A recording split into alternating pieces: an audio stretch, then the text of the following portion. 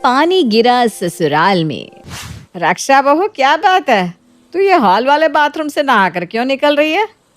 अरे मम्मी जी, आपको पता तो है मेरे रूम के बाथरूम में कितनी सीलन आई हुई है। पूरा बाथरूम सीलन की गंदी बदबू से महक रहा है। मुझे तो अजीब सी बेचैनी होती है सीलन के महक से।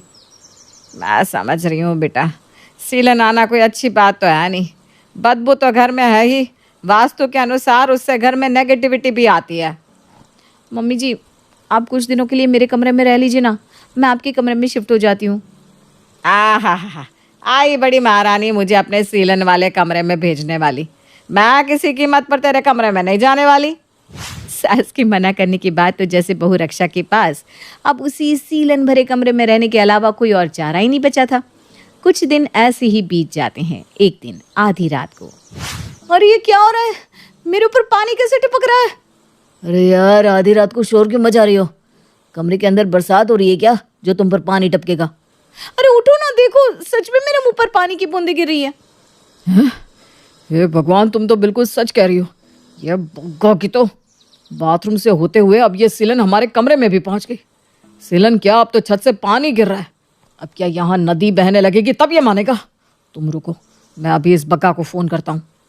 अरे क्या कर रहे हो? आधी रात हो रही है। ये कौन सा टाइम है बग्गा को फ़ोन करने का? अब आप सुबह ही बात करना। फिलहाल तो आप ये बेड सरकाओ, खोपड़ी पर पानी टपक रहा है।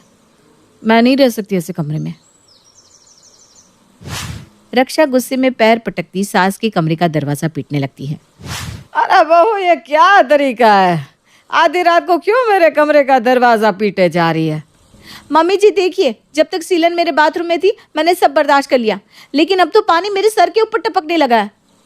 अरे महारानी, पहले कहावत कहना सीख ले, फिर कहना। पानी सर के ऊपर से चला गया होता है, सर पर टपक रहा है नहीं। मम्मी जी, मेरे केस में पानी सर पर टपक रहा है, इसीलिए मैंने ऐसा कहा। देखिए, मैं आपको साफ साफ बता रही हूँ, मैं उस कमरे में अब सोने वाली नहीं हूँ, चाहे जो हो जाए। अरे सोएगी नहीं तो क्या यहाँ बैठकर कीर्तन करेगी? आप मेरी बातों को मजाक में ले रही हो ना? ठीक है, अगर मैं नहीं सोऊंगी तो बाकी किसी को भी सोने नहीं दूंगी। पूरी रात आपके दरवाजे पर बैठकर शोर मचाऊंगी।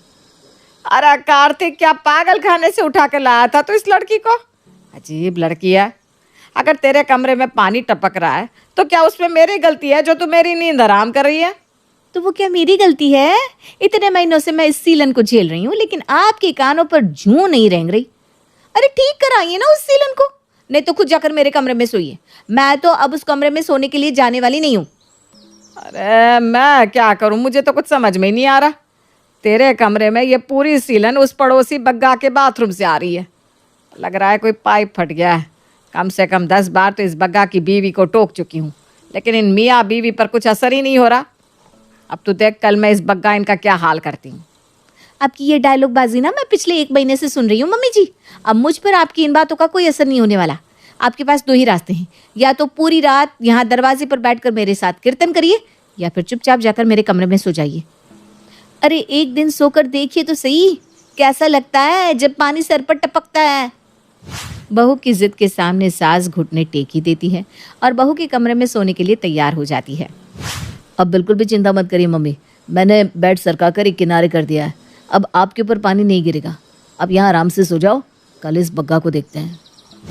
बेड एक किनारे कर देने के कारण अब उर्मिला के सर पर पानी तो नहीं गिर रहा था, लेकिन रात भर पानी गिरने की टप टप की आवाज़ और सीलन की बदबू के कारण उसकी आंखों से नींद कोसों दूर भाग गई थी। पूरी रात आंखों ही आंखों में काटने के बाद अगली सुबह तक उर्मिला के गुस्से का पारा आसमान छू रहा था। चल कार्तिक, जरा इस बग्गा से बात करके आते हैं। बग्गा के घर पहुंचकर, अरे बहन जी, आज आप सुबह सुबह हमारे घर, क्या हुआ? कोई खास बात है क्या? हाँ जी, मेरी सास का ब्याह है, आ जाना तुम भी। ये कैसी बात कर रही हैं उर्मिला बहन जी आप? अरे बहन जी, जब बंदा रात भर सोता नहीं है ना तो सुबह उठकर वो बहकी बातें ही करता है। लेकिन रात पर आप सोई क्यों नहीं? मैं रात भर इसलिए नहीं सोई क्योंकि तुम्हारे बाथरूम से रिस कर अभी तक तो सिर्फ हमारी दीवारों में सीलन आ रही थी, लेकिन अब तो हमारे यहाँ छत से पानी भी टपकने लगा है।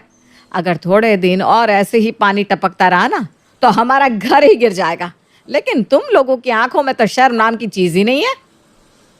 ऐसा है कि सुबह सुबह मेरे दरवाजे पर आकर शोर मचाने की जरूरत नहीं है।